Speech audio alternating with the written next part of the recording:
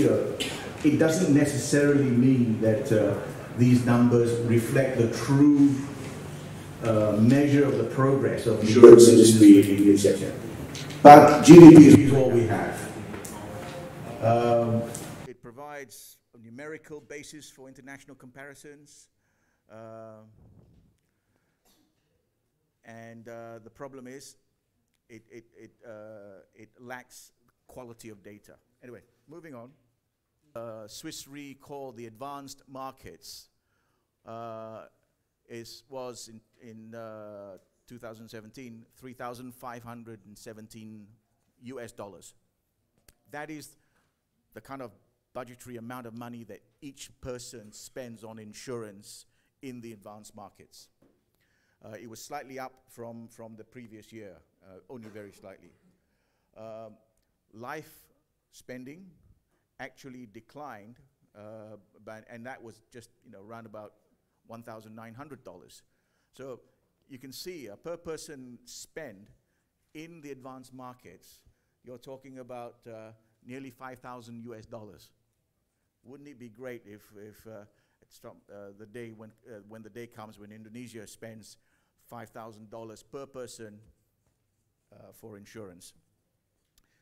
Looking at emerging markets, and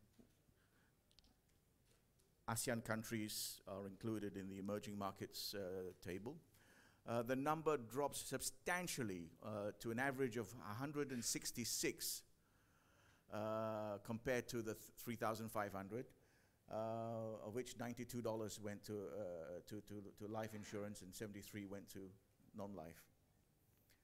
And the average insurance penetration in the emerging markets increased to 3.2%. Fine. Okay.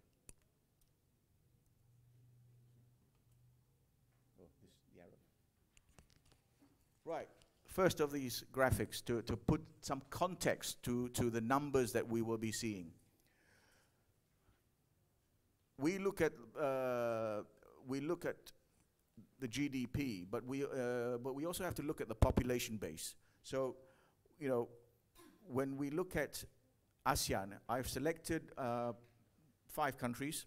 These 5 countries they're not all the ASEAN countries, but they are specifically selected to give a flavor as to where Indonesia is relative to the progress of insurance. So these are GDP numbers, yeah? Total spending of the nation. And as you can see, Indonesia, I think, is about $1 trillion now, compared to Malaysia, which is just over 300, today's numbers, around about 300 billion. But then you can compare the population. The Malaysian population, 31.2 million, against Indonesia's 261 million. Then if you look at Thailand, their GDP, bigger than Malaysia, but still a long way off from Indonesia, with a population of 58 million. So, you need to bear in mind these the size of the population and the GDP total numbers in order to get a flavor as to what it all means for us. Right, this is also to test your eyesight. Pak Hajanto, perhaps you can read number 67 on the list. Sorry. Sorry about that. This is the indicator as to, even I can't read it.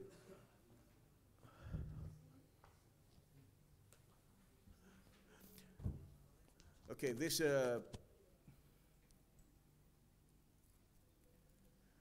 is a total insurance spend, right? Split into life and non-life. And what we're trying to say here, see, as a percentage of GDP, which is how internationally we measure these things, Thailand is at 5.29 overall. Malaysia 4.77, Indonesia 2.36, Vietnam 2.1, Philippines 1.79. I mean, what that says is that there is a massive potential for Indonesia to exponentially grow their insurance business.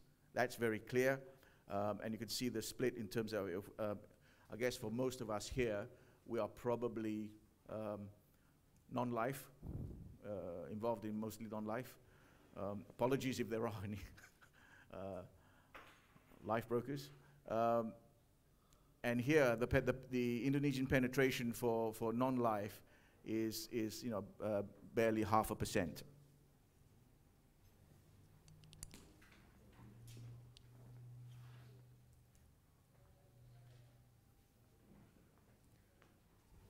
So what that translates into certain specific premium volumes per year. And here are these numbers. If you look at the, this is the total insurance premium volume, which is inclusive of life and general.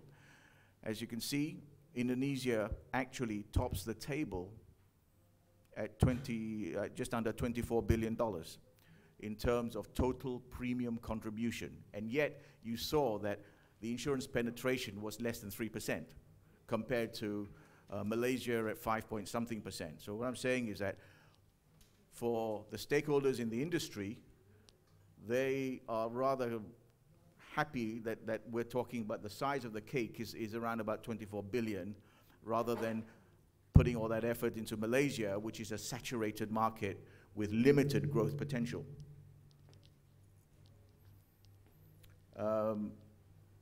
And this is the changes from the previous years.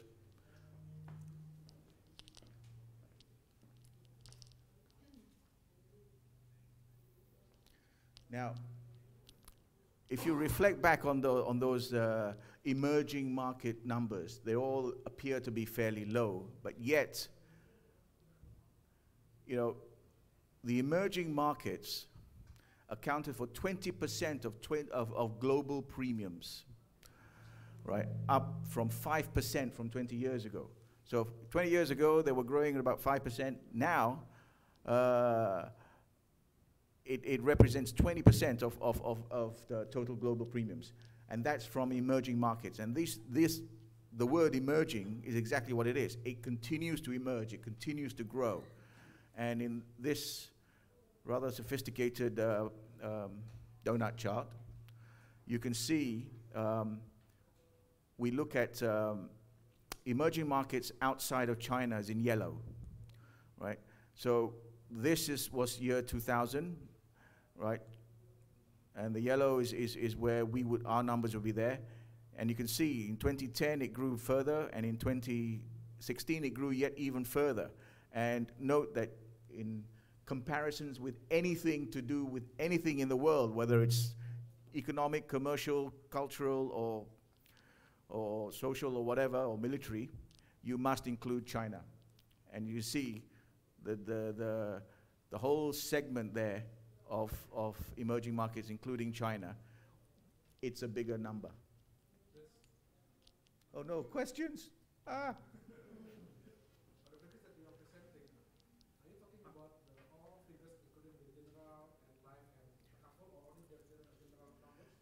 These are all life and general. I have a split. See, because this is seriously boring, I even split it down between life and general later on. But yeah, but these numbers that we talk about here refer to the life and general.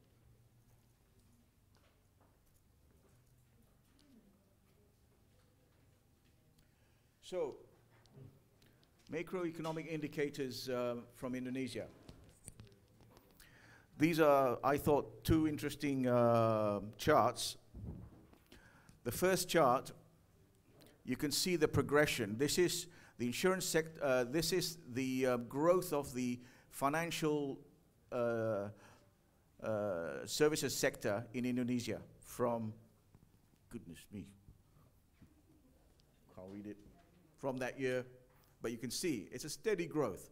You know, something, you see a chart growing that way, you know it's something good, right?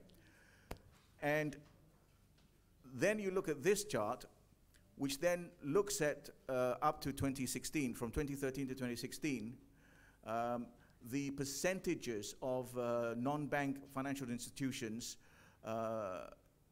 with regard to insurance, which is the blue one. Again, you can see a very healthy progression, which represents pretty much half of non-bank activities. So it seems that we're on the right track.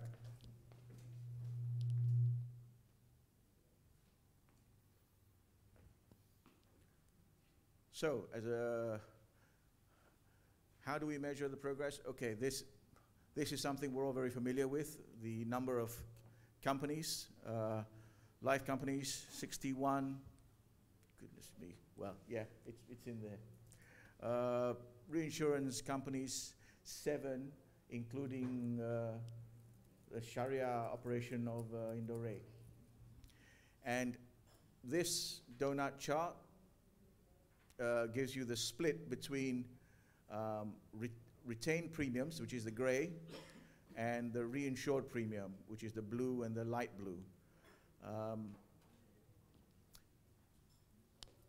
think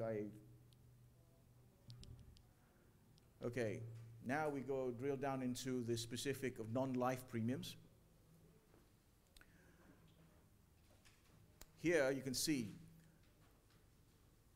the Indonesian non-life premium, 4.6 billion. It's about the same size as Malaysia. And if you recall back on the GDP numbers, Malaysia's GDP is 1/3 of what Indonesia is. So this number is only going to go up exponentially. And that's why foreign investors, insurance investors, are queuing up to take a position. If only they needed brokers. And here I've totaled up the Asia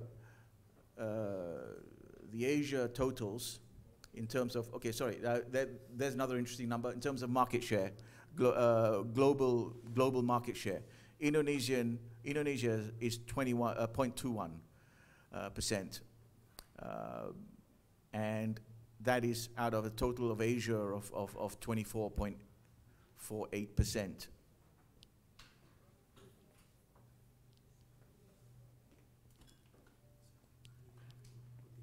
Oh, sorry. Can you?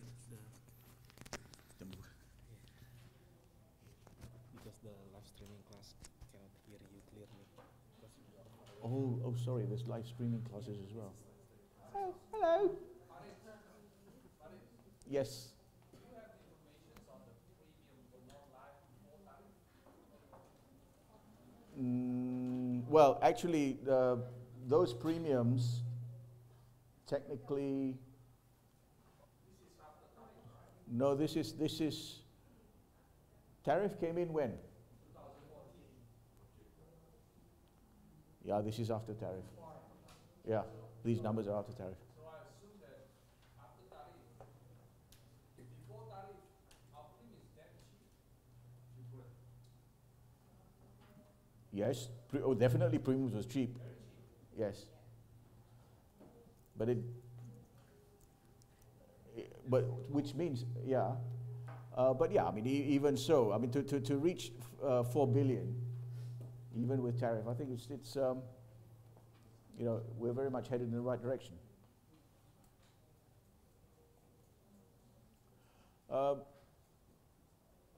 Here, I've picked up, this is from KPMG.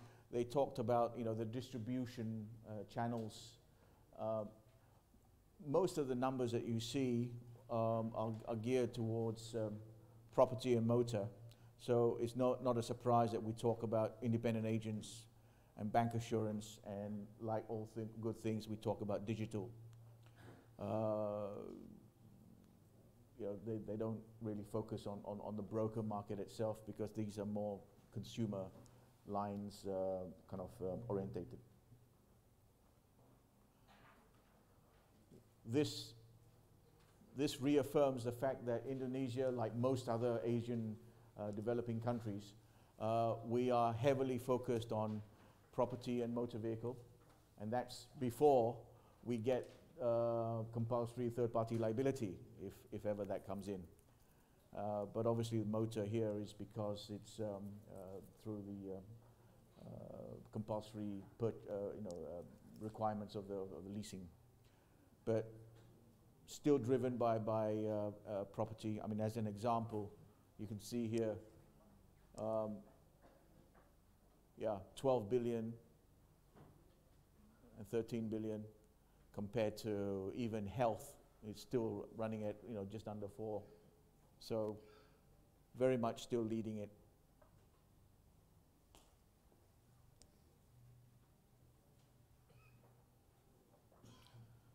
A bit about life premiums.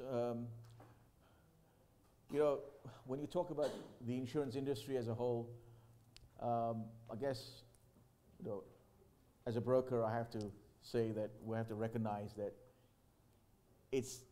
the action is in the life sector. If you look at the numbers again, Indonesia tops the table with a premium volume of 19 billion. Thailand 16 billion, Malaysia 10.7. And again, when we talk about Malaysia, we're talking about a very saturated market. 19 billion with such a low penetration. No wonder that life companies are coming here in droves. Most of the life business is actually investment-linked products, and much of that is, and in terms of the market, like most of these things, the top 5, control about 40, under half the business, and the top 15, top 10, basically control 75% of the market.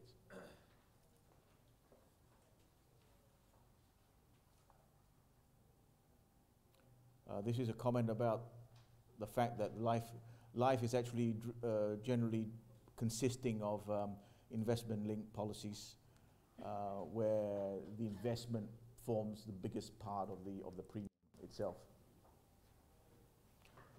A note about distribution. This was a table produced by Axco, which sets out the number of the distribution channels, and in particular, if you look at the agency force, Indonesia has a very low percentage of agency business generated by agents. 45% is through brokers, 23% is through agents. If you look at, say, for sake of comparison, Malaysia, 15% is broker-driven, but there's a massive 62% by agents. And the reason for that is because of because agents actually mostly drive the life markets. But interestingly, there is a comment that I picked up that there is a plan to reach a target of 10 million insurance agents around the country over the next few years, up from the current 600,000 or so. I mean, that's going to throw a massive influx of awareness of insurance, which we all need. Moving on to reinsurance. These are the 6 companies, plus the one Sharia entity inside Indore. You saw that donut from before. The total of reinsured premiums out of is 2.5 billion, or around about 57.5%. So that means 57.5% of the premiums are reinsured out by the insurance companies. How does that compare to other countries? Now bear in mind that that 57% is inclusive of domestic reinsurance. This picks up the overseas sessions, and you can see that Indonesia is at 40.95 as opposed to Malaysia at 22, and Thailand is at under 30. You notice that the two countries that cede the biggest amounts are Philippines and Indonesia. That is because of the fact that we are in a nat cat territory, and therefore there is a need to reinsure out more than the other countries which are not so exposed to nat cat.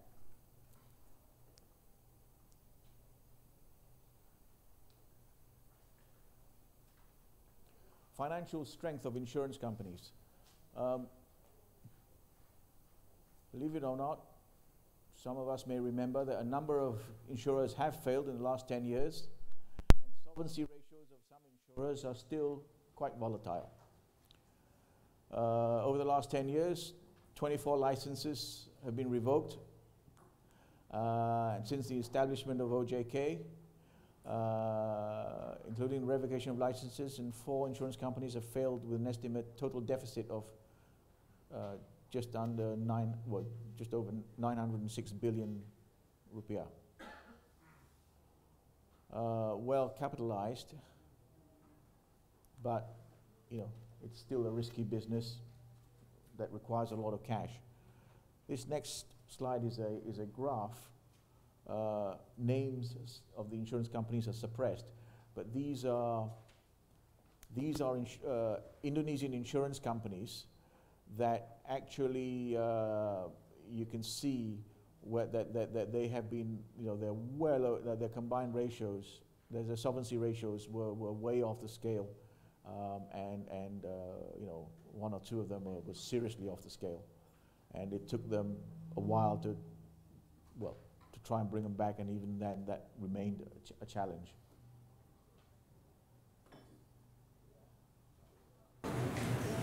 So, see, if insurance is good for you, yes, we know it's good for you because it enables economies and individuals to be more enterprising, allows households, businesses and economies to recover more quickly after a bad incident, and plays an important role in funding savings and investments, as we see in the life companies. So, if that's the case,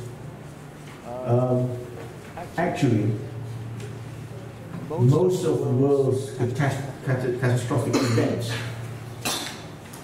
are actually uninsured. This is a graph that shows the blue line, the blue points are the insured losses. So you see the yellow above it, that's the uninsured portion of it. And as you can see, over the last recent years, in terms of these are natural catastrophe incidents, as defined by Swiss Re, which is probably above a certain monetary figure, probably 700 million or something. And you can see most of the catastrophes, the economic loss is much higher than the insured loss. So it means that people are still not buying insurance around the region, not just in our country.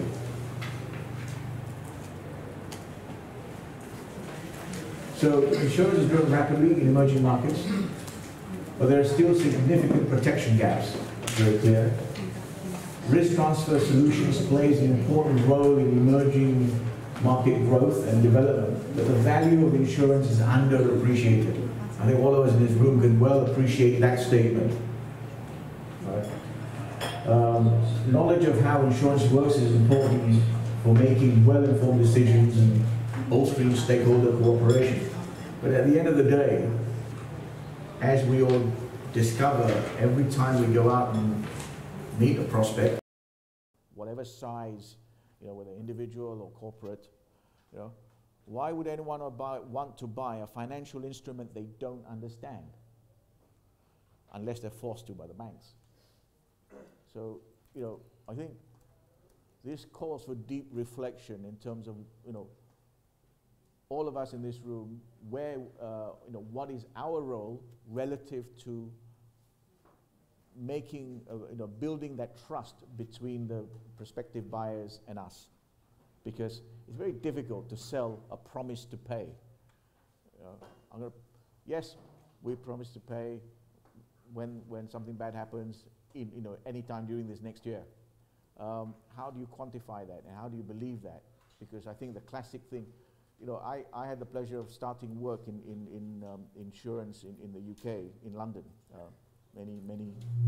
many years ago, and I worked for the Prudential, and I didn't do life, I did general business, but it was the same thing then, many years ago, which is about 40 years ago.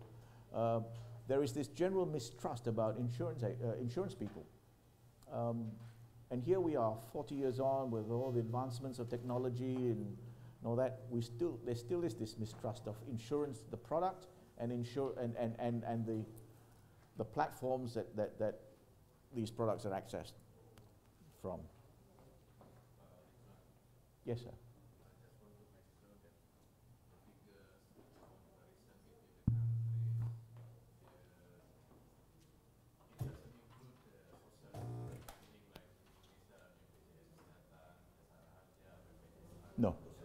No, these are pure, they don't include the compulsory in social insurances. These are pure commercial insurances that you will get from today's OJK statistics numbers.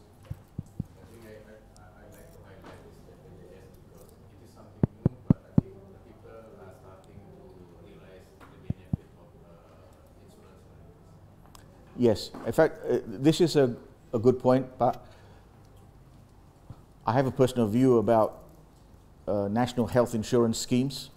I think there are not many, so just specifically to talk about BPJS or something similar, better not talk too much about that.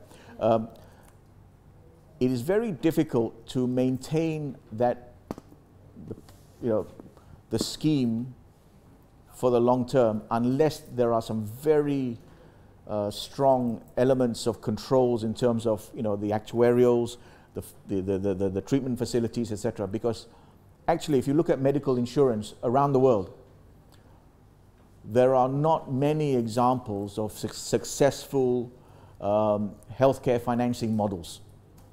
All of them are severely underfunded and eventually cause social pressures. I mean, case in point is the United States. I mean, presidential elections are discussed on the basis of universal care and all that.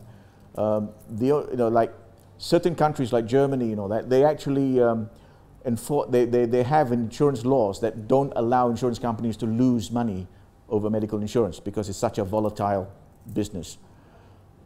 So, me wondering on about the medical insurance thing, what I'm saying is that it would be good if the BPJS scheme continues to benefit the claimants, and benefits are maintained, the premium level, contribution levels are maintained. My concern is that perhaps there will be a challenge to maintain that contribution level. But what it does do, which is to your point, Pak, is that it creates an awareness of what insurance can do. Because what is likely to happen, just in that simple arrangement, is that the family can then recognize that there is, insurance can work, and therefore they've got this limited form of coverage through BPJS. So now they can go and look to a commercial insurance company to see whether they can afford to buy wider coverage for the right premium, i.e. increase their premium budget for it. So in that sense, it creates that awareness, it creates the trust, and hopefully they'll buy medical insurance, they buy life insurance, they buy motor insurance, householders, etc., etc. And then that's really where the insurance economy will continue to strengthen.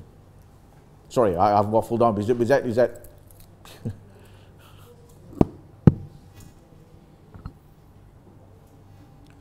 So with all of that, why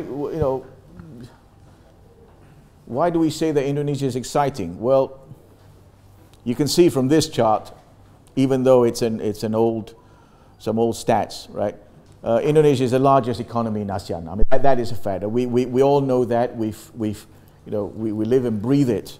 But it's a powerful image to see, the relativity of it. So how do we monetize this? Well, here's one area for development. And again, right, I am aware that we're talking to, we're all brokers, and much of what I've been talking about talks about the general insurance industry for Indonesia. Does it help with you guys trying to put more money on the books to get more brokerage? But it's in the area of schemes. So here is the economic pyramid where this is produced by KPMG, and they were suggesting that the middle class, as they are defined, 44 million. I mean, to have a base of 44 million people in middle class, and then with the balance 203 classified as poor, but most of this will be edging their way up to the middle sector. This is a very fertile ground.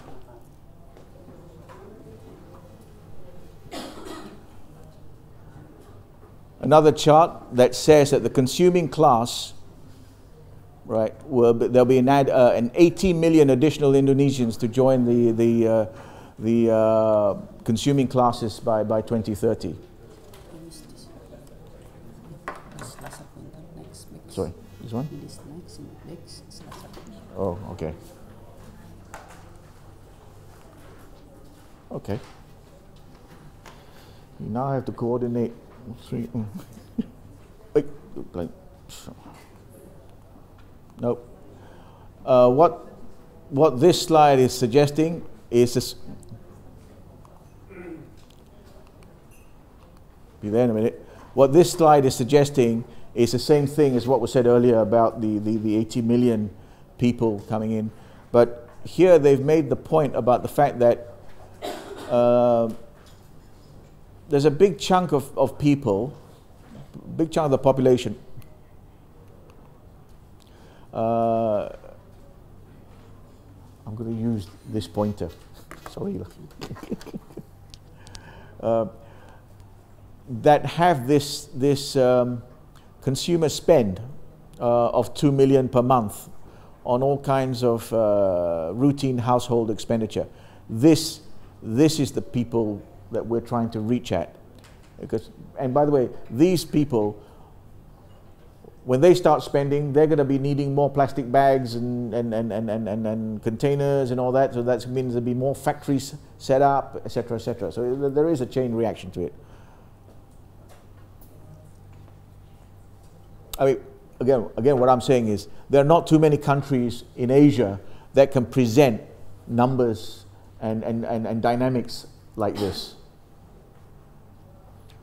I put this slide up just for me to understand, because everybody talks about digital platform and how it's all interesting and all that.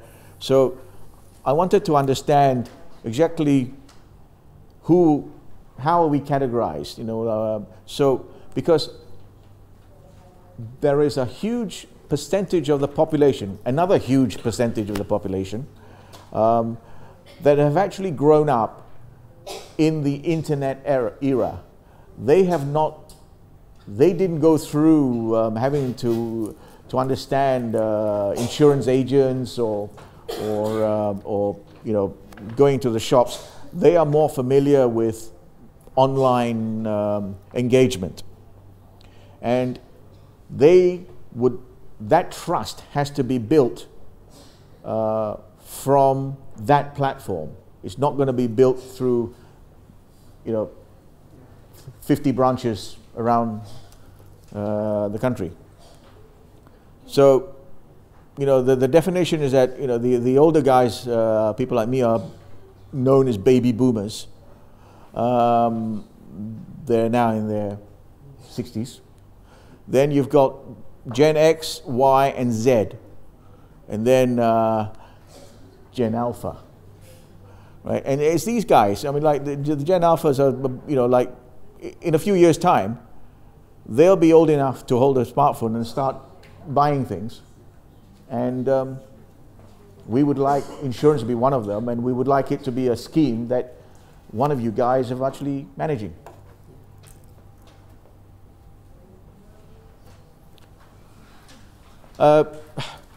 This slide is the InsurTech distribution of InsurTech expenditure. At the moment, insurance is this bit here, is at 6%. Most of it is for, take the biggest chunk of it, but then we've got cryptocurrencies, accounting, personal finance stuff, crowdfunding. But the interesting thing is that, insurance is already there at 6% of the total size of the digital economy. And we can only expect to grow. I mean, we expect great things from Grab and Tokopedia in terms of those platforms.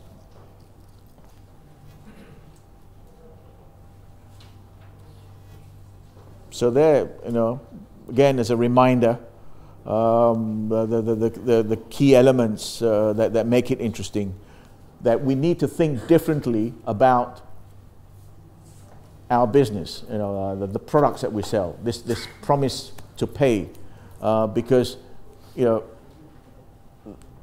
they're all young, and they don't even know what insurance agents are.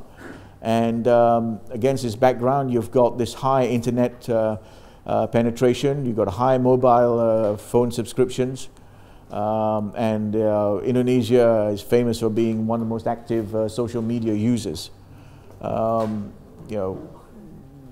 70% on mobile, 30% on desktop in terms of transactions.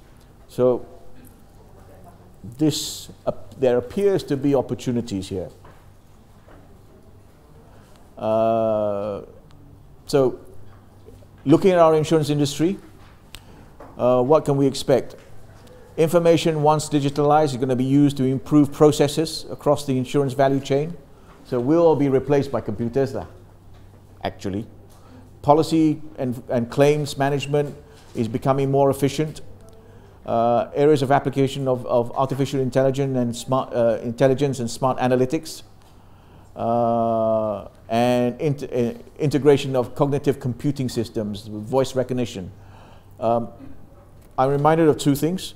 One, I had the pleasure many, many years ago in a different life. I was involved in medical insurance, and I was in Kansas City. And this was probably about 20 years ago then, right? So this is 20 years ago. And I visited this insurance company. And they had automated the whole process of medical underwriting. You fill up a proposal form, and it's an extensive, it's like a life insurance proposal form. It's very extensive. And in the US, for a lot of the individual schemes, you have to go through a blood test and a urine sample as well. So all those results came in. Everything was fed through this massive machine, and it just calculated everything. And it was the same with claims. You fill up your claim form in a very detailed manner, and if you tick all the right boxes and state all the right answers and all that, by the time this document just moves through one process after another, a check comes out. And I actually physically saw checks being cut out from the time of input. So that was 20 years ago. in the States. So that's our competition, guys. You know, these insurance companies, they're going to whack us. They're going to put us out of business unless we think smart and gain the trust of our client base. Sorry, are there any insurance company guys here? Oh, sorry. Joke, eh? So what am I saying? What I'm saying is that, you know, Indonesia, bright future, but it needs a strong regulatory framework in place that fosters trust in the industry. I mean, that's an important word. You know, like it's trust and confidence in the product. In partnership with governments and other stakeholders, including insurers, we need to raise risk awareness through education and outreach programs. I mean, clearly, you know, the public needs to have a better sense of awareness of insurance. Yes, sir. Uh-oh. Your slide in the social economy grouping.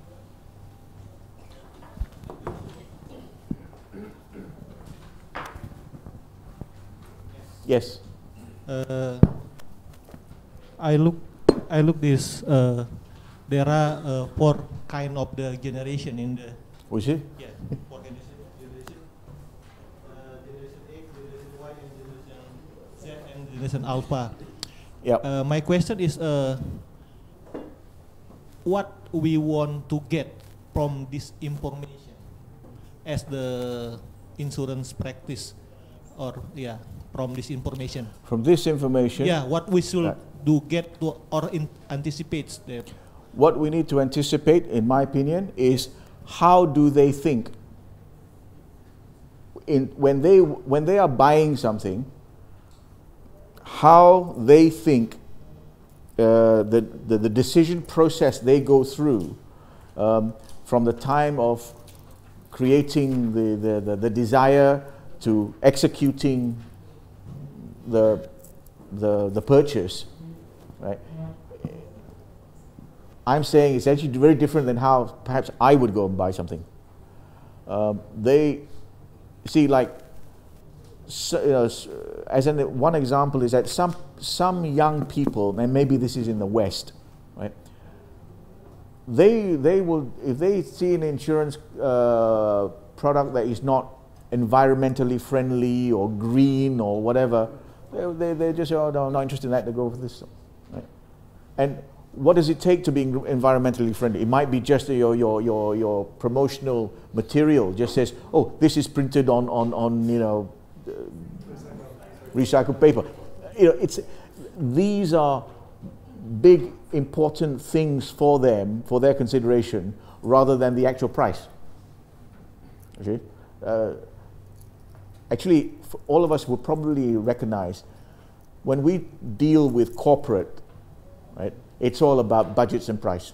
But actually when we deal with individuals or smaller groups, it's not so much the price. They need to understand what is our value proposition, what is the service that they're getting, right?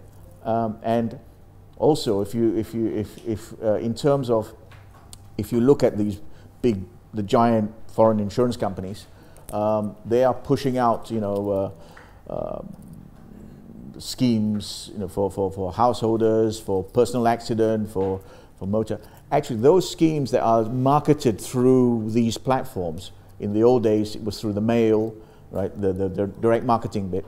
The direct marketing business, if you look at, and you know, you call up a number, toll-free number, they are creating an appeal. You know, they're trying to make that connection to the buyer. So it's you know, for these guys, it's price. Obviously, price matters, but you know, it's not necessarily going to be critical. It's other elements. Is that? Thanks.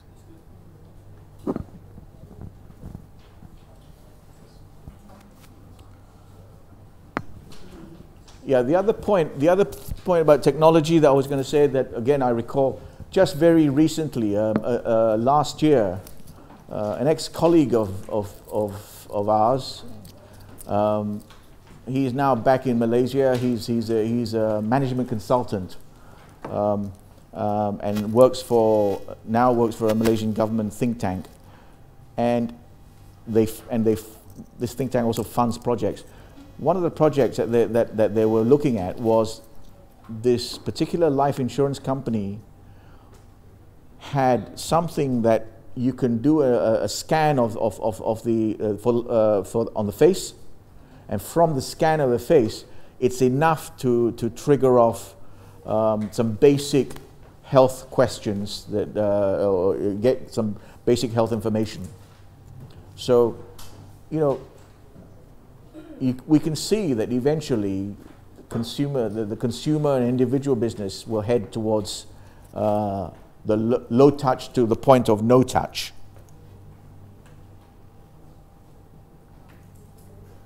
That was what I was saying.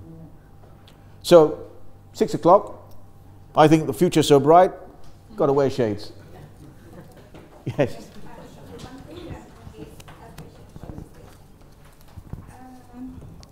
As we know that in Indonesia, especially for the non-life business, major share of the contribution come from two class of business, MV and property. Yeah.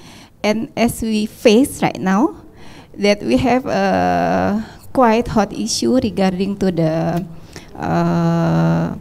the fee for the brokers.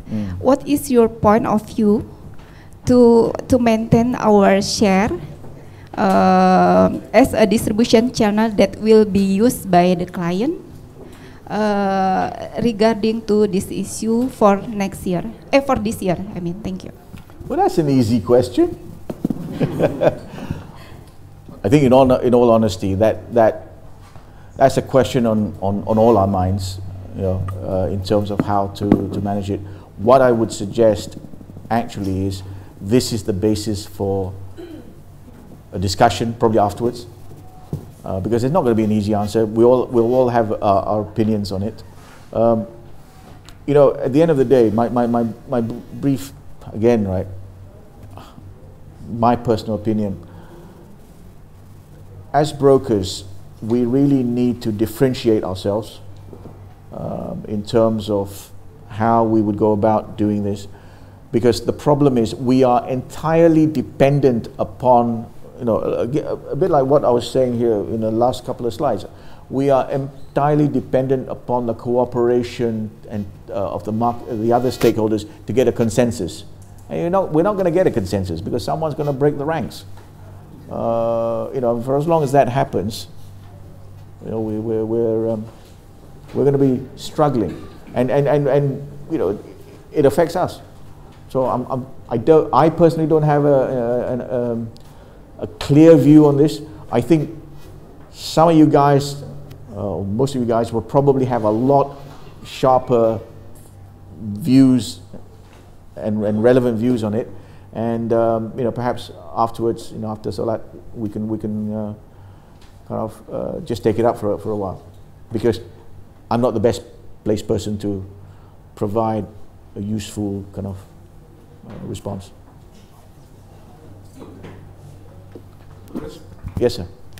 On the slide 19. Slide 19. On the slide 19, about the figures that we seeded into, pretty seeded by the non-life companies. How do we compare our performance to Singapore market on this premium seeded by non-life companies?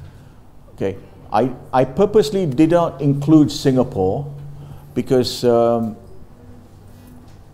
I wasn't sure whether I would be able to extract the true domestic Singapore business as opposed to much of the wholesale premium volume that comes through Singapore. Whether, you know, how do they extract that? But Singapore, they are a more financially advanced market, so their insurance companies are better capitalized.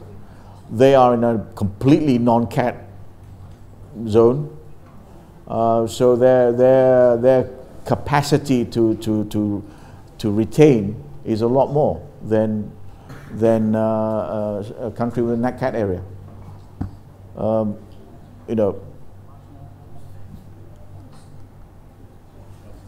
is there, you know, any other element you want to add? Okay, so you cannot differentiate between the actual Singapore market with the Singapore wholesale figures.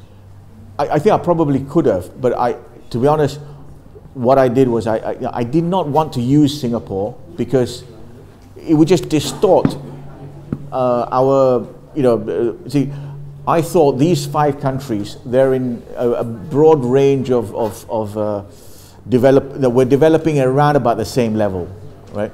With different dynamics of population size, etc. But you put Singapore in, I mean, it just throws the numbers off. Okay. Sorry, question other class. Yes, there are some questions from Surabaya actually. Yep. And I have to read this for. The first question is, how do you perceive the InsurTech penetration?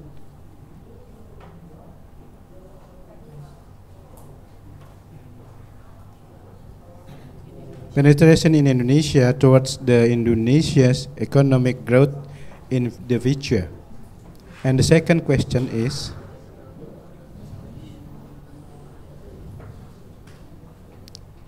as per OJK spirit, to maximize the national capacity,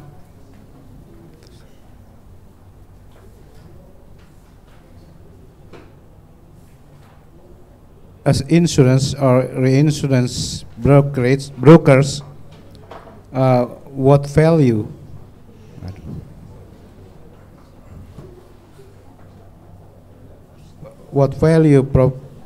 propositions we can contribute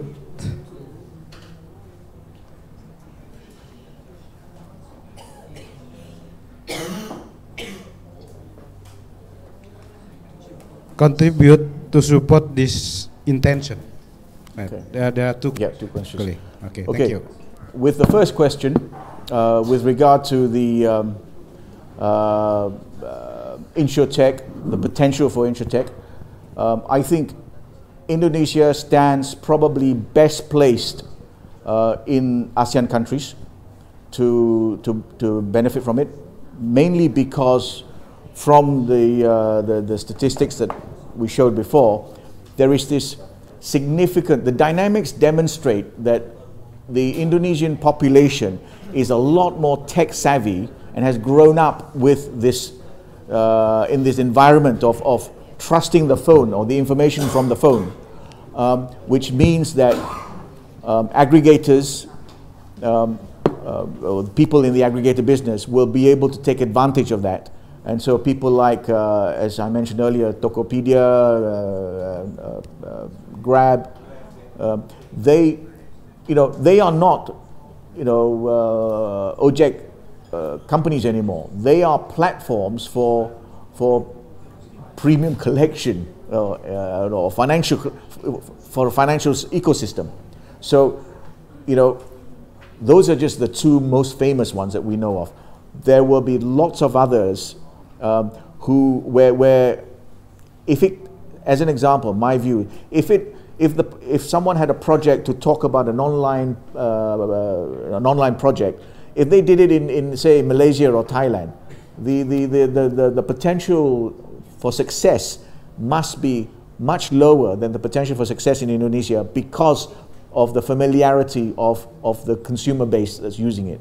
So I really believe that is really the direction, to go with regard to a very niche specific schemes orientated thing. So very clearly, the only other 2 countries that can match it in terms of numbers will be China and India. Probably India will be next, but Indonesia is clear. It will lead ASEAN in InsurTech business. I mean, you're seeing the signs already. The other question was more about brokers' value proposition, you know, moving forward. I think that was pretty much what it was. I think brokers have to really be innovative and creative to think about understanding their client needs, their prospects. You know, there are insurance is, as I've said in the presentation, insurance is so abstract. It's very difficult to understand. Most people don't really know why they're buying it. They're buying it out of tradition and culture, not culture, tradition, or the banks force them to buy it. But they don't know that we insurance brokers, you know, we provide a great service, right? We actually, you know, take the edge of the risk by protecting business balance sheets. You know? Now, you talk to the guy, you know, the HR guy, he won't understand that. But you talk to the finance guy, or you talk to the equity owners of the company and say, look, you're about to expose X amount of dollars on this venture and all that, but this is where insurance comes into play.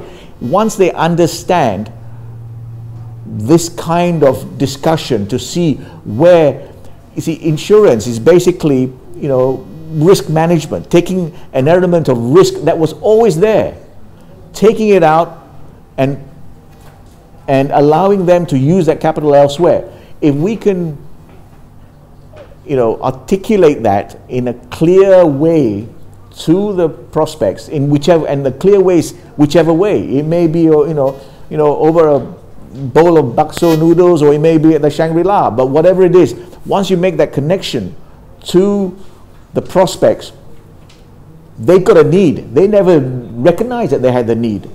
It's up to us to draw it out of them to say, hey, you actually got this exposure. Because they all have, every business and every family, right?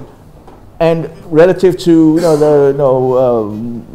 the additional value proposition on clients and, who are already buying insurance, I would imagine much of the business in Indonesia is probably underinsured, or could be better insured through different kinds of coverages and better policy wordings and demonstrating, you know, value proposition through effective claims buying and claims advocacy. These are really areas where actually insurance companies do not have the resources to pay that kind of attention. So yeah, I'm excited. Thanks.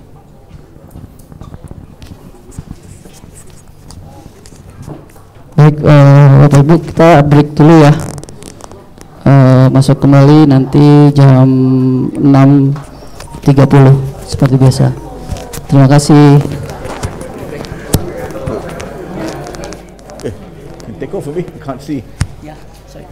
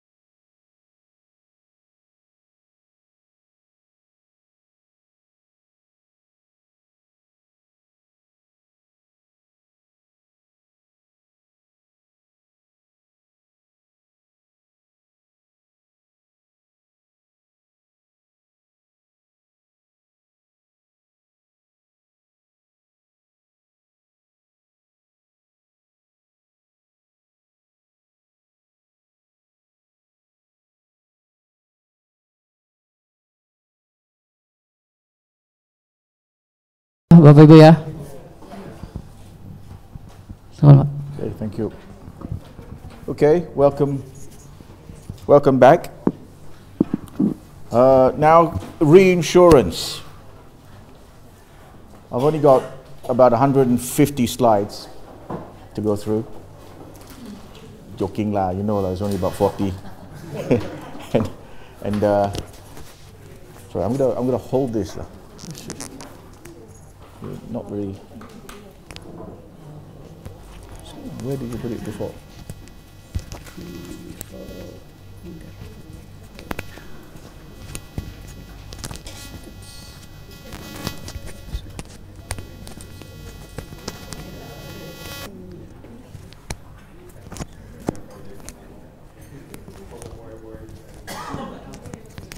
Oh, I just hold it.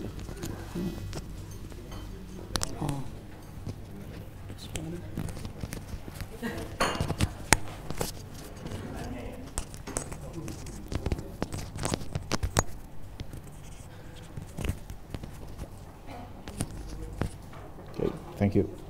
Okay, thanks. Right, reinsurance, the exciting world of reinsurance.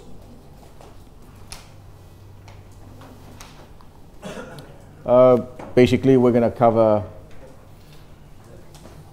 background, the marketplace, a bit about the financial strength of the reinsurer, and why when big claims happens in different parts of the world, why do we have to then allegedly pay the consequences for those claims? And then a bit about the future of business of reinsurance and the future of reading on how the insurance companies run their business. So to begin with, right, to remind ourselves, reinsurance helps insurers to manage their risks by absorbing some of their losses. It stabilizes the insurance company results, enables growth and innovation to continue. Because they are dealing with significant volume of monies, they also invest in the financial system, which contributes to the real economy. And if generally reinsurance companies never really had visibility with consumers. Most of the time, the man on the street, I mean, they wouldn't even know what the word reinsurance means, but they would be familiar with the insurance companies that they are faced with in terms of the general advertising and brand awareness of general insurance or insurance companies. But nobody would have known anything about reinsurance companies. However, that's beginning to change in the financial world and in the global space generally. Mainly because, no, not yet. Mainly because it's these big catastrophe events are now well publicized in the financial sections of television news. So channels like Bloomberg and all that, they will actually bring in reinsurance people to talk about risks, so that there is that awareness. And I'm sure all of you know of Mr.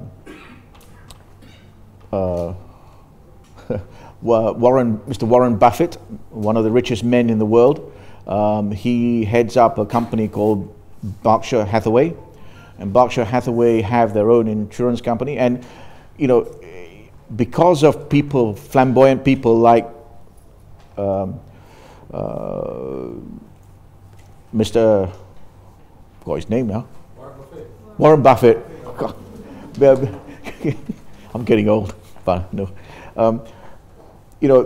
Is getting awareness. I mean, another example of how Warren Buffett and BH, the insurance company that he manages is branded as BH, Berkshire Hathaway, and it's a collection of several companies.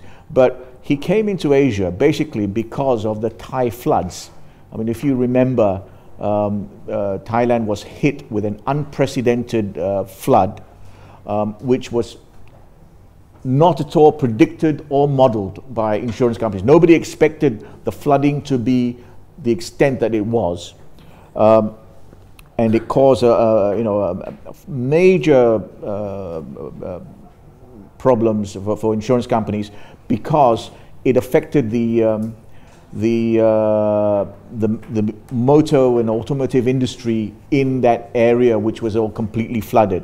And what had happened was that the Japanese motor manufacturers, they had contingent business interruption coverage, and that triggered off billions of dollars of claims, and it literally crippled many Thai insurance companies, and several international insurance companies were very much caught out.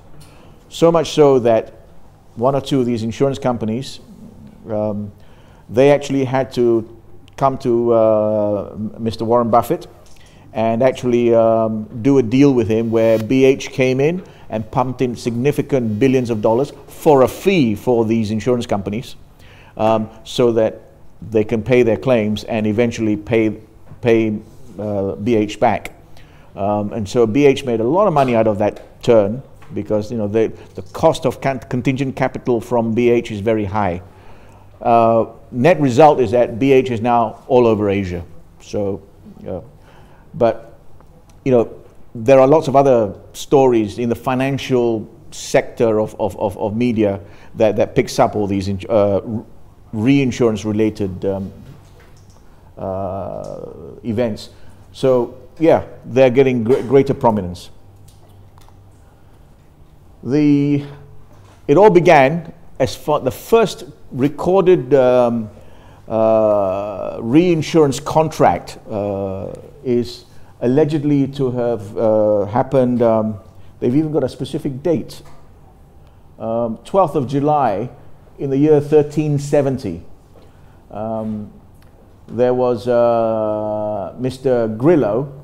He approached two gentlemen, Mr. Benaira and Mr. Sacco. Now, just to explain, in those days when they were trading insurance, they were mostly individuals, they were not companies. So Mr. Grillo, he was actually quite clever. He actually had insured his client for a ship journey from Genoa, somewhere there, to go all the way across here, to go up to a port in Brussels, in Belgium. Now, what Mr. Grillo did ask about from Mr. Benaira and Mr. Sacco was this, for this second leg of the journey here, he said, you guys, can you take that risk? Right? I'm happy to just give away part of my premium because I really don't like that part. And that he was a very wise man, because actually the coast of Cadiz, which is this area here and right up here, is actually extremely treacherous. Even today, large vessels, I'm sure Mr. Fanu will testify that that area is highly active. So he actually did the right thing to reinsure.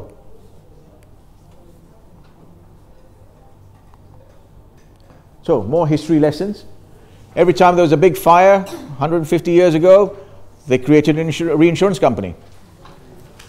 So, in London in 1861, London had many fires. I mean, in history there was the Great Fire of London, and then there's this specific fire that happened in 1861. That created the beginnings of what was then Royal Sun Alliance, which is now all over the place in terms of equity ownership. The most famous one is Glarus in Switzerland, that led to the formation of Swiss Re, and Cologne Re was formed as a result of the Hamburg fire in 1842, and even in the United States there were several fires around about 1860s and 70s, which led to the formation of insurance companies which became reinsurance companies. And I have to say it because I'm employed by them. I work for a company that was formed in 1871 as a reinsurance broker in America at that time.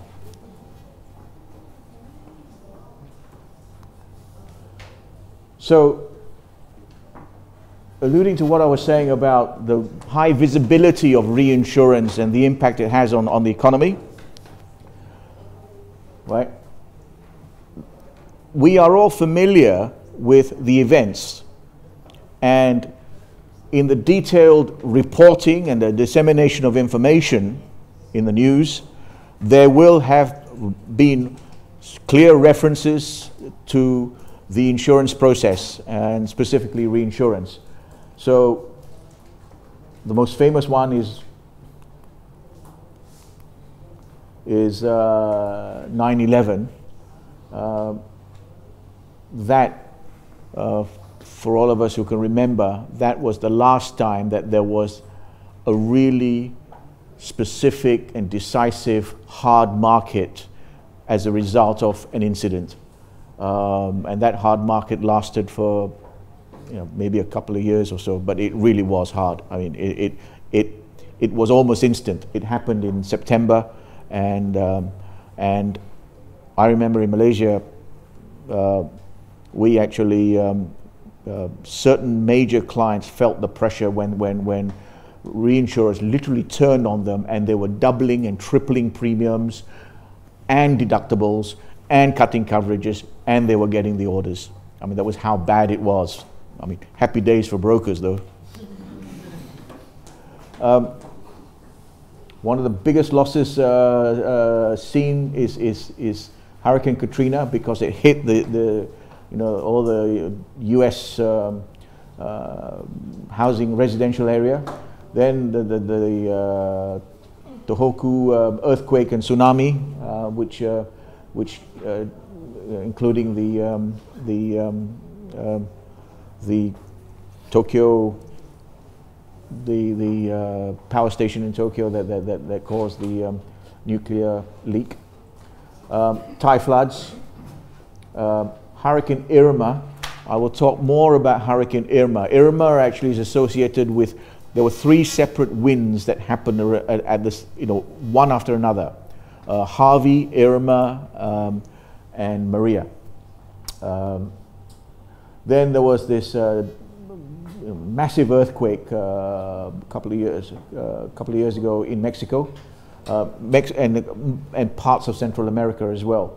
We're seeing the huge catastrophes on wildfires, and you've got the European cold spells, which is costing insurers and reinsurers billions of dollars. So all these, they are high visibility events that are now where reinsurers also want to get their faces in. We've seen this slide in the previous presentation. Insurance is good for you. It has all the does all the right things for the but so specifically, what about reinsurance? Why is reinsurance good for you? Oh dear, I'm going to have to read it from here. Here, what we've done is this is how reinsurance benefits their clients, which are the cedents, the insurance companies. So when we talk about risk transfer, what reinsurers do, stabilize financial results by smoothing the impact of unexpected losses.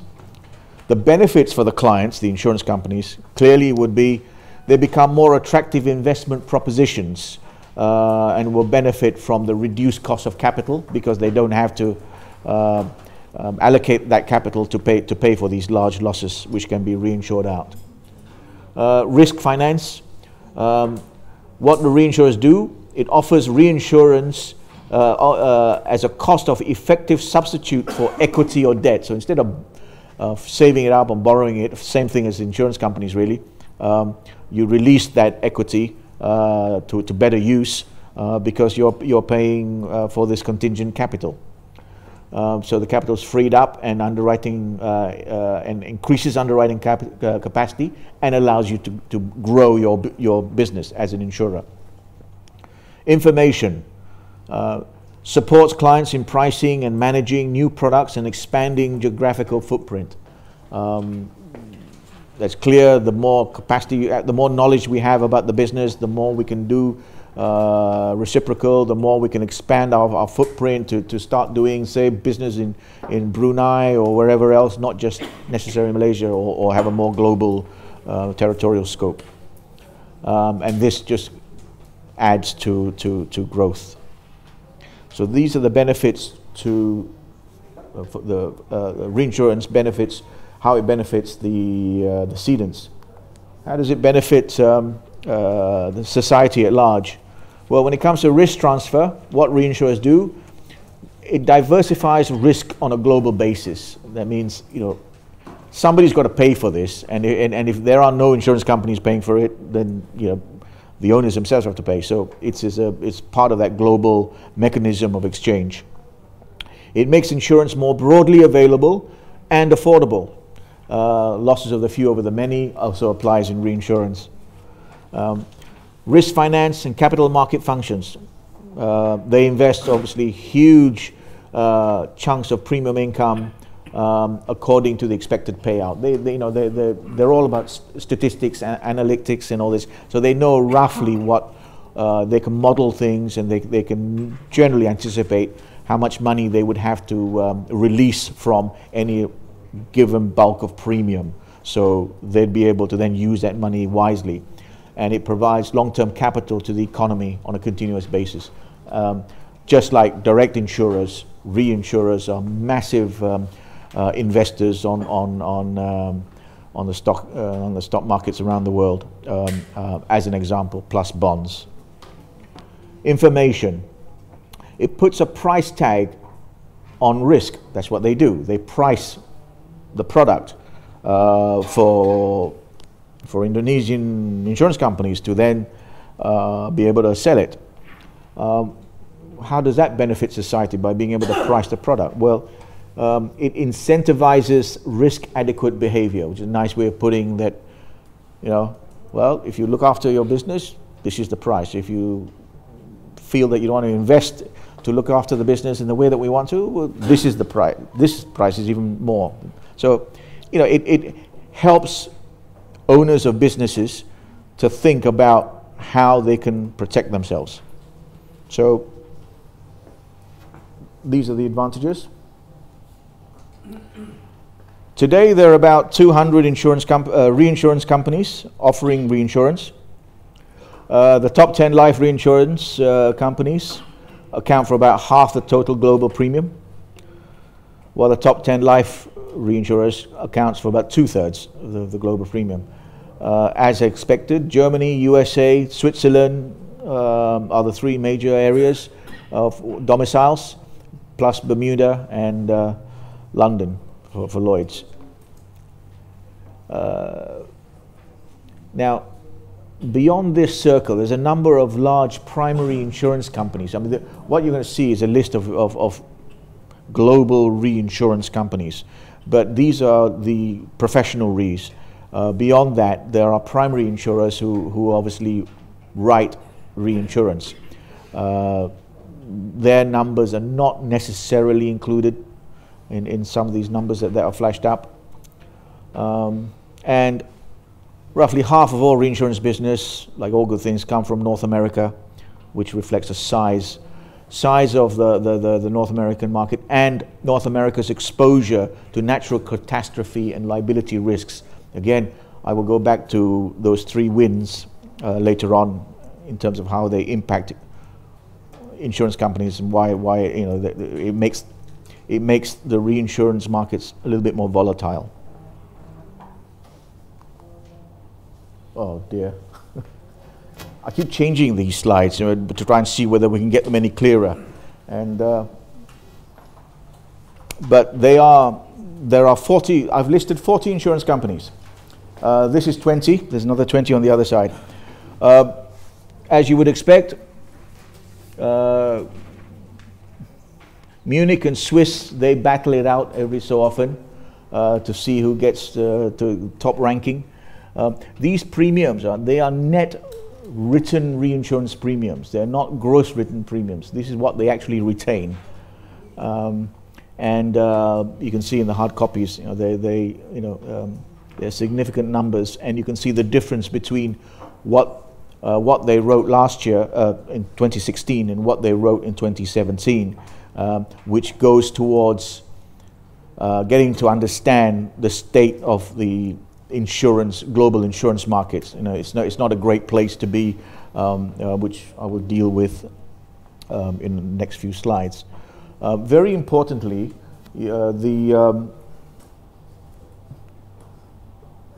you got these two columns. This is 2017 and this is 2016. These are the combined ratios of the respective reinsurance companies. If you look at 2016,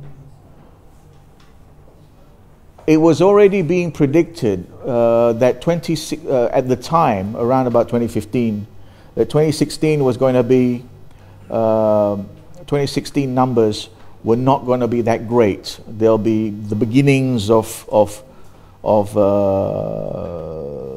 solvency issues and all that. And then there you can see, at the close of 2016, you can see it appearing. You've got on this page 3, there's probably another 2 or 3 on the next page.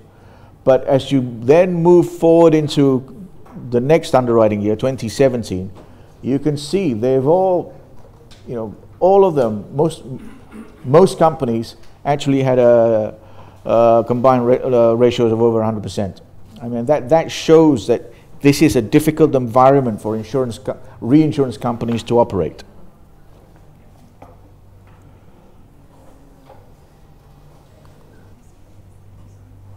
Yeah, same thing there. You can see from 2016 figures, they were all still on the right side of being healthy, and then straight away 2017, because of all the events, the catastrophic events, the Nat Cat events, of our treaties are affected. Yes, sir. On the top 40 company, from this slide, you can see clearly that most of the R market, they are not making money in 2017. Yep. Because the combination is more than 100%. The question is, why the R market still tough in 2018 after they didn't make money in 2017 and the year before? Based on your experience, do they still have good combination for the past 5 years, or why they still keep reducing the premium in the following year?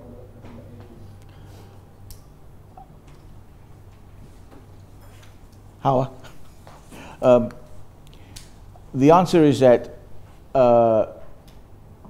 they've gone through this process of, they've where you got the reds, right? They've been releasing reserves. So they've been cleaning off their numbers, and 2017. They or heading towards 2018. It doesn't seem 2018 was not as bad, so they were beginning to breathe a bit easier. They did not give the big discounts to their cedents that the cedents were expecting. So they did all of that, but mainly because 2018 they were not hit by as many Nat Cat losses as they were in the previous years. But they've got to stay in the game to stay, to be in they've got to be in the business to get that momentum, to get that cash flow. It's a little bit like where we are on the direct side, on the specialty side. It's the same thing. There's overcapacity, but premium pot is shrinking. But for the few, if you can find your position in that reduced pie and maintain your premium volume, you've got a chance to survive and pay for these losses. I mean, as an example, say on construction, right? We're now settling, we're now finalizing adjustments on projects from 3 years ago. And when we look at the rate that was charged 3 years ago to the rate that we get today, it's ridiculous. But that risk was put on the books 3 years ago. So they got to be in it in order to maintain it. Kind of. Yes. I mean, and see, and as I said, these guys, say these 40, they are very focused. This is their business. They're not opportunistic capacity that comes in and out. So they're in it. They don't care. I mean, yes, make money, because all it means is that the shareholders will force management to force underwriters to get back to underwriting disciplines. Don't give those big discounts. Don't remove these exclusions, etc., etc. Can I add a point? Yes, please. Just to share about after the hit losses in 2017, actually, the market didn't go soft, but it didn't go high as well. If I'm not mistaken, at that time after the hit losses, it just stuck the price. The market didn't go soft, but it didn't go high as well. But I know that the reinsurance stopped to lower the price, but they don't increase the price. Yes. Good point. Because what happened was that they tried certain markets, not just the treaty markets, but general classes of business as well. They tried to use him, Harvey, Irma, Maria, as a justification to ramp up prices, but it didn't take off because there was still so much capacity, and so therefore it was almost business as usual after 3 months.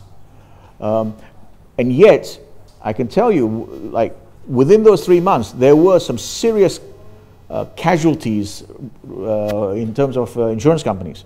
I mean, I know of at least one particular company. They lost their CEO because they lost their rating. And then they got even worse news, because the new guy then had to deal with having lost the previous guy and having said, oh well, that's because of these hurricanes. The next thing that whacked them was the California wildfires. They were heavily exposed on that. So this particular insurance company then went into a deficit from 700, previously they had $700 million of profit in the previous financial year. That year, they had to declare $700 million loss. So, and that was just because of that short thing. So there was this move to try and push up the pricing, but it failed because capacity, because everything else. In fact, that was why I was mentioning about the last time we had a hard market was 9/11, because it actually stuck for about a couple of years. And we all know insurers, well, underwriters, whether they're reinsurers or direct, they got very short memories. Sorry, yeah. So the drivers of business conditions for the reinsurers, I guess pretty much the same as the direct side. Their challenges include, a prolonged soft reinsurance pricing cycle. We just haven't been able to get out of it. Increased competition, limited growth, limited organic growth opportunities. I mean, how can the market grow? That is why in the first presentation, it is reinsurers recognize and respect that emerging markets is going to be a significant contributor towards growth, because it's the only area that they're going to get growth, because you know, they're seeing 20% growth from emerging markets last year. You know, the European markets, the US markets, I mean, they're stagnant. Record influx of alternative capital. Alternative capital is basically where instead of buying reinsurance, you package some financial, you know, insurance-backed securities. They've got instruments called sidecars, which runs parallel to your treaties.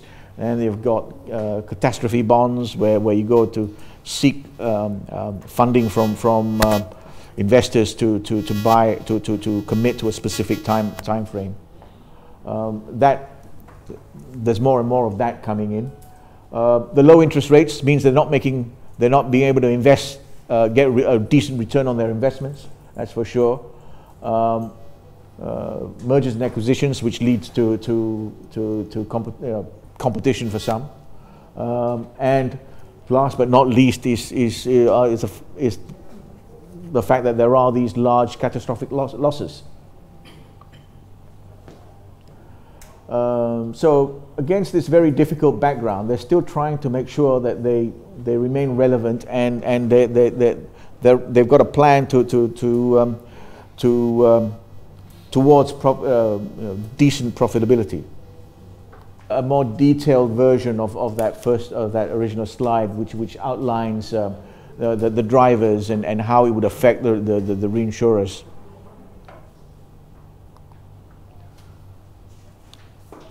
And proof of the pudding, Standard & Poor, they looked at 20 global reinsurers, and they mentioned the names here, and they tracked their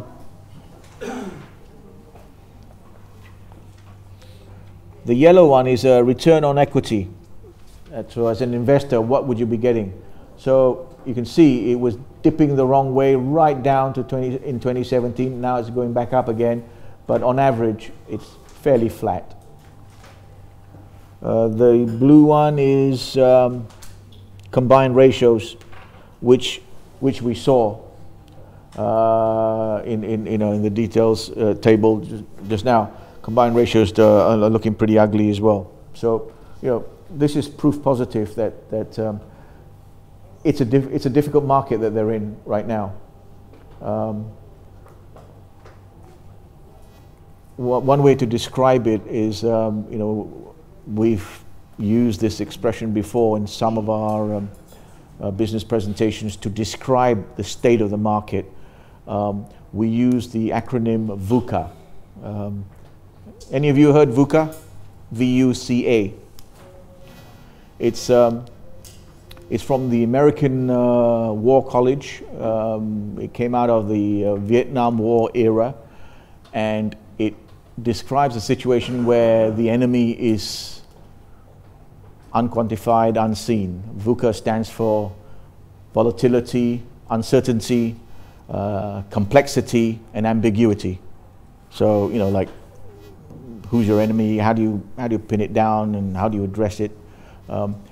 In many ways, the markets are actually operating in a very uncertain. We are in an uncertain market. I'm talking about the international reinsurance markets. For general treaty business, it's more stable because there's a big block of business there. But for FAC business, it's definitely VUCA.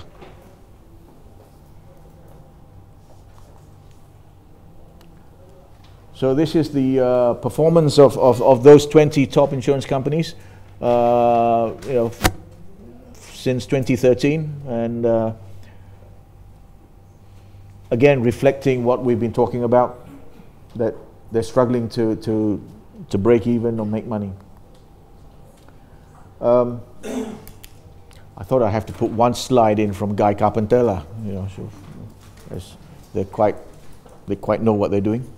So this is GC did this run last year on return on equity, average return on equity. You can see it's depressing. I mean, you know, if you're a big time investor into reinsurance, you're going to say, well, where's my returns? Well, sorry, there isn't any. So here, S&P did one where they're tracking cost of capital. This is what I was talking to you about alternative capital. I think this is a direction that we're going to see more and more of. You can see here the blue, shaded blue. That's the percentage over in recent years. It's growing of alternative financing for reinsurers. So that will be a growth area for them. So, insured natural catastrophe losses hit a record high in 2017. $138 billion globally. The magnitude of loss was roughly 3 times what the reinsurers would have expected to pay in an average Nat Cat year. So it was unprecedented. They were seeing 3 times the amount of claims that they thought that they were going to be seeing for natural catastrophes. It hit the industry's earnings and few players' capital adequacy, but it failed to push up the global reinsurance prices, as what Pak Andi has just said.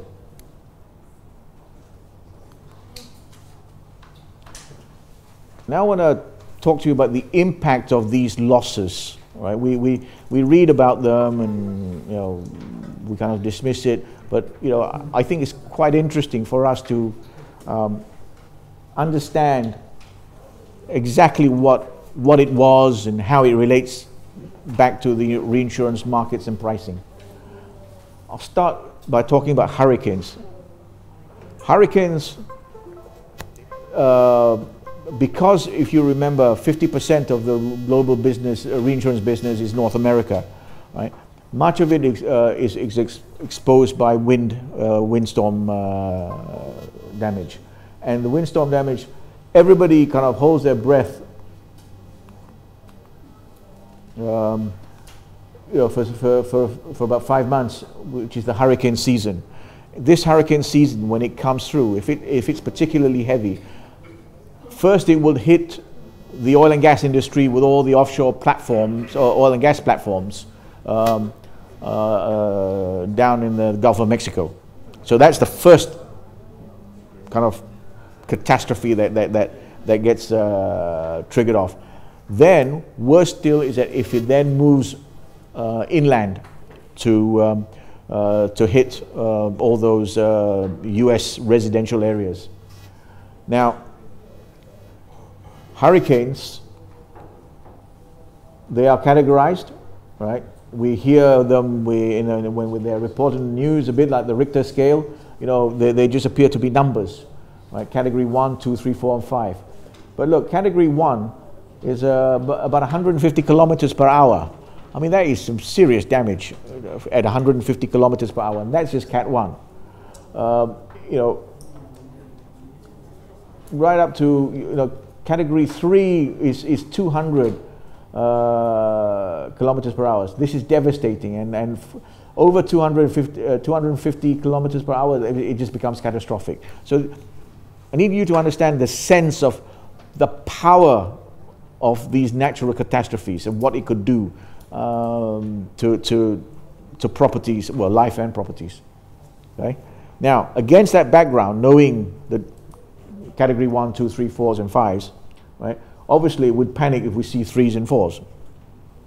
Is Hurricane Andrew, granddaddy in the sense that, as a result of Hurricane Andrew, the reinsurance markets then began to better understand what they were dealing with in terms of Nat Cat losses, and so Andrew resulted in the development of Cat modeling, securitization of Cat risks, and lessons learned, which became a laboratory for disaster risk financing, mitigation, and emergency management. So much was learned about how to deal with this from Hurricane Andrew, quite aside from the fact that it you know, it cost, well, a lot of people lost a lot of money.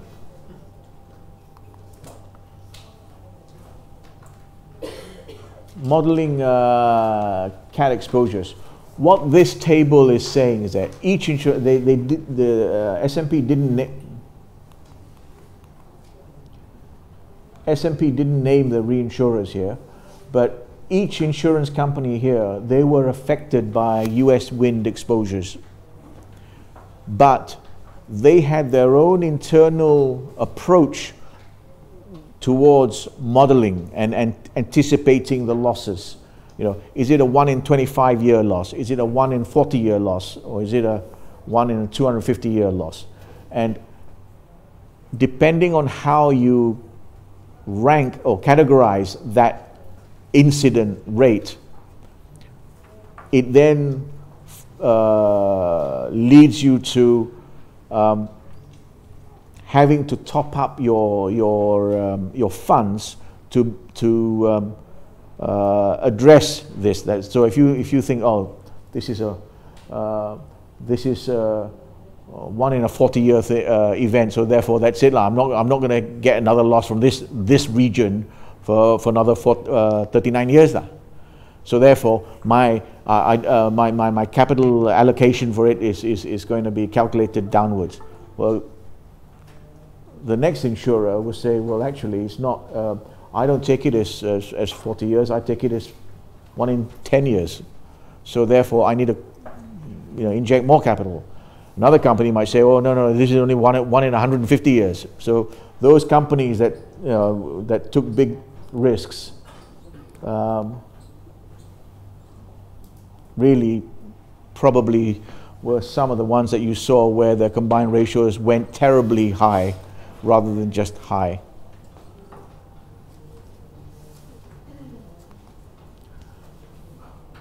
I'm not going to read that, but basically this is about him. Those winds were catastrophic. Though I mean, catastrophic in nature is to repeat it now. But what had happened was that Harvey, which was the first one, Harvey came first. That was Category 4. I mean that so you guys can now know how devastating was Category 4.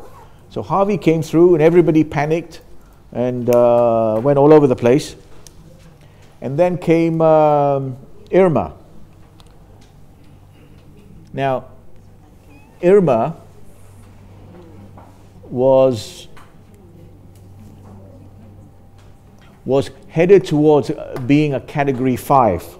So, and what had happened was that it was coming all the way from Bermuda, and then it went up towards the Florida coast. And the point that I want to make here is this. The reinsurance market, or the global insurance market, has never seen a loss, $100 billion loss. Okay? Those winds, Irma, the way it was headed, it went through Bermuda, Cuba, and then it went towards the Florida coast. If it had hit Miami, it would have caused in excess of $100 billion worth of damage. The global insurance markets have not been tested on such a huge loss situation. Yeah, the money will be there, but the economic effect, how long will it take, and which companies will survive, which companies will not survive, and not just insurance companies, but in the general economy. So it would have been a major catastrophe, not just in physical damage, but in terms of economic damage. And the world was lucky that the winds decided to do a left turn instead of a right turn, or right turn instead of a left turn, and it missed the Florida coast, and it went inland towards other lesser valued the analytics and panicking. That was when, during those several months, underwriters were saying, "Oh no, I'm not interested in to calculate to do this for you. No." Right? That was that phase where things could have turned ugly. So this is how those winds would affect Asia.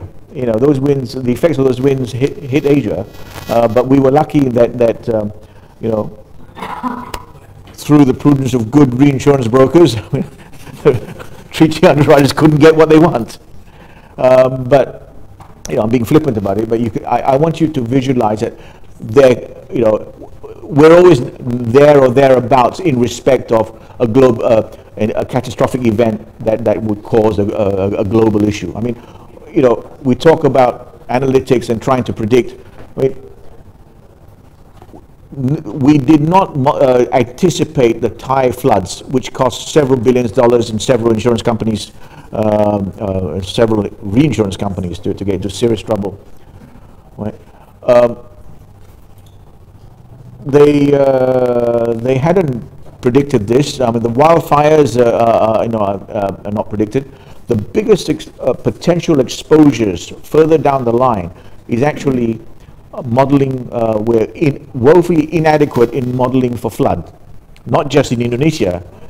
I mean, the biggest exposure is actually flooding in China, where reinsurers are heavily exposed. I mean, talking about, you know, Japanese earthquake is one thing, but God forbid if there was a you know a major earthquake in Japan, that would cause that would test the financial system. If there was an earthquake along the San Andreas fault line, that would cause a similar financial stress. But those are kind of like being predicted. You know that it's going to happen. It's in a matter of time. But what they haven't really got to grips with is the flooding issues. I mean, Europe has, over the last 15 years, been exposed to massive floods, which, you know, it's just bleeding the insurance, capital base.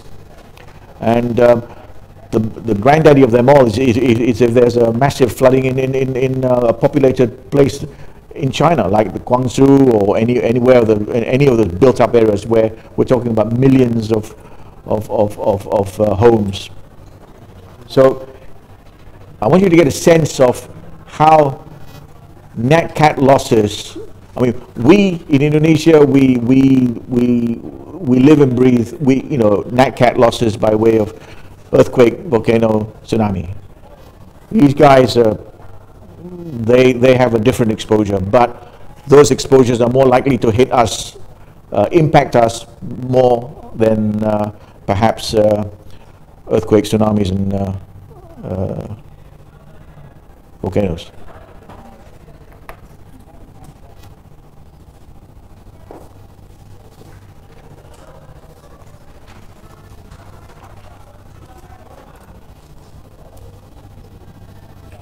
Well, it's an interesting list if you could read it.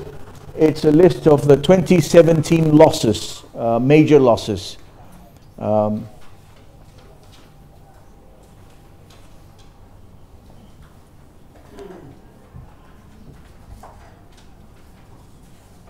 You'll read it far better in the handouts. But the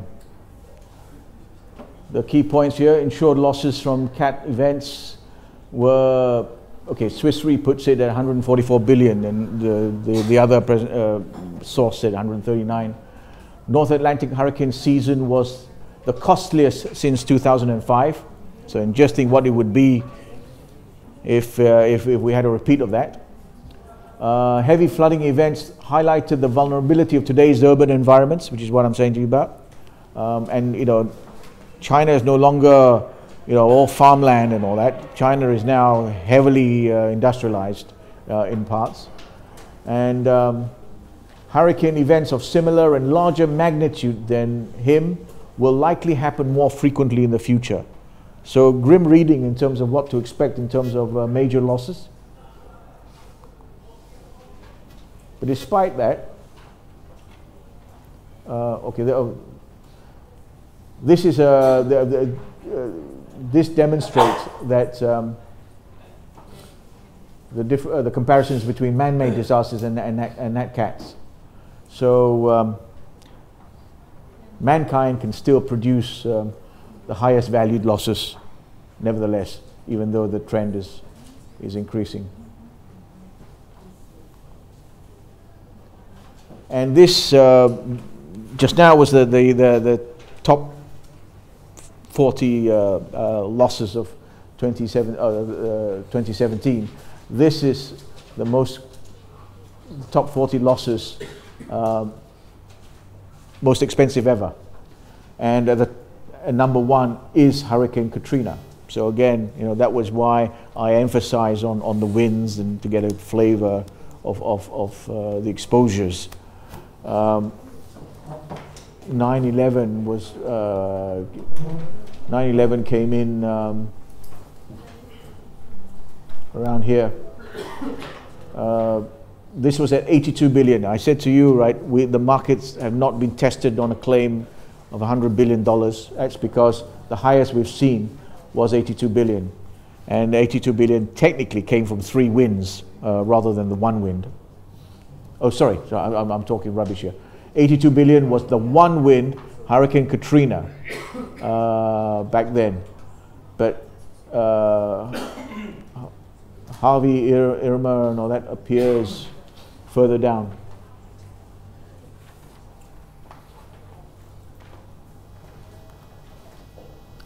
This is part 2 of the list of 40.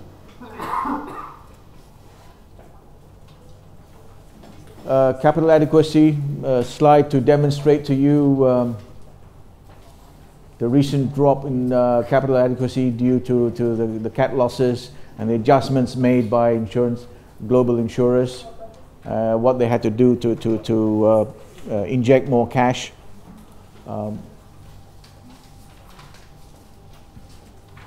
So, I hope you can see that message here is that we are all very much interconnected with regard to these losses that happen the other side of the world. Oh goodness, it's five more minutes. This is my favorite part when I whiz through, 15 slides. What this is, look, what I've got here is this is how a reinsurance company runs their business. This is how they go about doing it. They've got they are structured differently than insurance companies. Their emphasis is slightly different, and I hope you can see they are an integral part of our insurance ecosystem. They're not just the foreign insurance companies that come in here to stamp the slips and then go back. They are very much part of a global system. And I go on a bit about how they look at underwriting, how they price, elements of how they would price something. And then they need to look after their money. So how do they look after, how they look at asset management, because they're holding on to large funds. They've got to balance the cash flows and look at, watch for their liquidity levels. They're really future claims are effectively pre-funded by premium income. So they've got to get it right. Are they too big to fail? No, they're not too big to. They're not in that kind of risk area because there's not going to be a systematic risk collapse. There'll be certain. It's not like going to be a total collapse. It'll be a breakdown of different companies at different times, and so therefore we can reasonably anticipate and take action if we see a series of financial collapses of reinsurance companies. So it's not going to be like the banks, where within a few days, within a couple of days, you can have a financial collapse. So reinsurance was invented to help societies deal with bigger risks associated with growth in the 19th century. In a similar way, reinsurance continues to help companies and societies to tackle some of the biggest challenges of the 21st century. And what are those challenges of the 21st century? These are my thoughts. You know, everybody talks about digital, you know, cyber crime, so I've got to put it up there. But realistically, yes, that will be an exposure. The stresses of population growth, what that entails. Longevity risks, we're living longer, that means we're getting more sick longer. And I mean, as an example, right, talking about medical expenses, something like, if I recall, something like 75% of all medical expenses are incurred within the last 3 months of life. Look at the global cost of medical, the medical GDP. Most of that is within the last few months of life. Energy security, water security, air pollution, food security, social unrest, pandemics, you know, overuse of antibiotics. Now, these are exposures that will be more prevalent over the next several years. It will manifest itself more positively in a way that we haven't so far seen it. And reinsurers have to anticipate and price it. So with that, thank you. It's 8 o'clock. Thank you.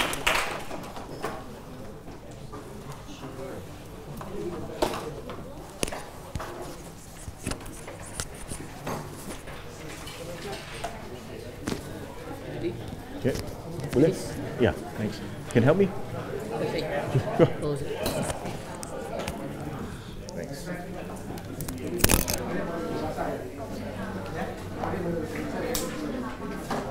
Baik, Bapak Ibu, untuk kelas hari ini sudah selesai. Jangan lupa untuk angket pengajarnya agar diisi ya. Karena kalau nggak diisi nanti absennya nggak masuk. Karena salah satu syarat untuk kehadiran harus mengisi angket pengajar. Untuk paper 2 minggu dari hari ini. Boleh bahasa Indonesia, boleh bahasa Inggris. Update ini?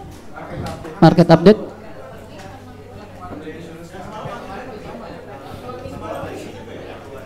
Boleh Pak, pokoknya sampai jam 12 malam. Kalau udah lewat dari situ udah nggak bisa. Untuk angket penilaian tutor.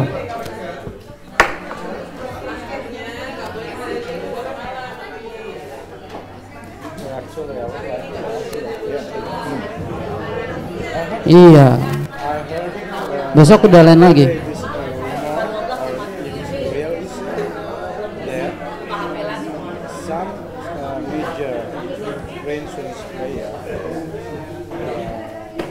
They have already declared that they don't support any manufacturer which based the organization based on higher code. Oh, really? Have you heard that? I personally have not heard about it.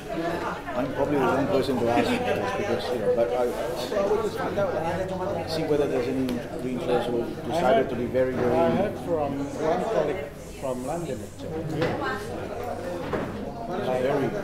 Like Monique Wayne, they've already declared that they don't want or they don't support anymore any manufacturer or any producer which the operation based on higher code. Oh, sorry. Coal, you're talking about coal, batubara. Yes, sorry. That is true. There's no rumor. Actually, when they started? It's been growing over the last few years. Thank you. See you. Thanks, man. See you in the office. See you in the office. That's a real issue. Over the last few years, the European-based insurers are under pressure.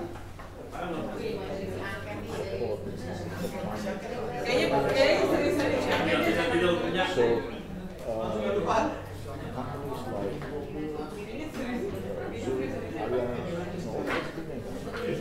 they now now have to plan to execute a plan to say that by this date they do no coal-related business. Some companies they have appealed to the board of directors to say, hey, they say that in some countries like Indonesia, you can't just simply cut like that. You must gradual, because the power plants are slowly changing to, it's not just all coal, right? So they're moving away, but slowly. So because they have to go, because it's not fair. So yes, some companies can, but for the other companies, they all have this coal green policy. It's not rumor lah. Right. Just heard from one colleague from London. Yeah. And it has affected us. Some companies before were very competitive. Now they say, sorry, we cannot like it. Okay, thank you. Okay, thank you.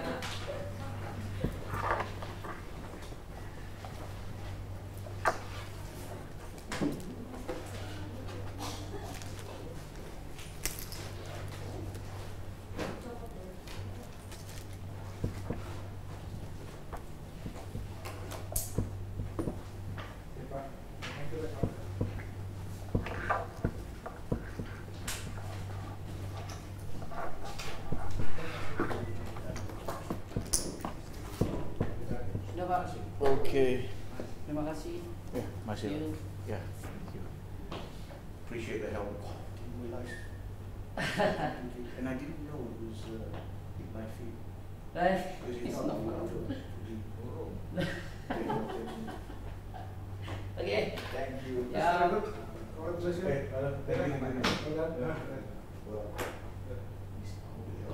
Yeah,